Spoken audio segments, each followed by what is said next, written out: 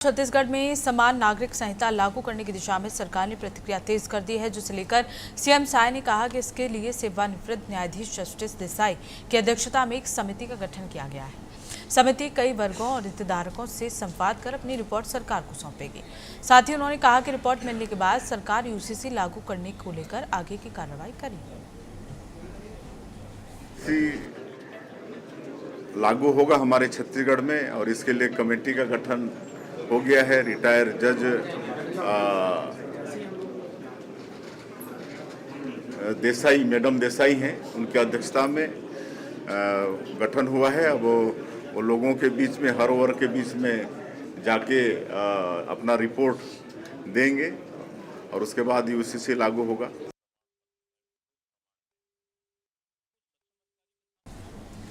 तो वहीं छत्तीसगढ़ गृह निर्माण मंडल का नया स्वरूप सामने आया। अब इसका नाम बदलकर छत्तीसगढ़ गृह निर्माण और अधोसंरचना विकास मंडल कर दिया गया है। इस अवसर पर मंडल के नए लोगों को भी विमोचन किया गया। सरकार ने बताया कि जो मंडल पहले घाटे में चल रहा था, वो पिछले 2.5 सालों के लगातार प्रयासों और सुधारों के बाद अब लाभ की स्थिति में पहुंच चुका है। नए नाम और पहचान के साथ मंडल अधोसंरचना विकास पर भी विशेष ध्यान देगा। छत्तीसगढ़ गृह निर्माण मंडल था, नए रूप में प्रदेश के सामने में आया है। गृह निर्माण के साथ साथ अधोसंरचना विकास मंडल के नाम से अब ये जाना जाएगा।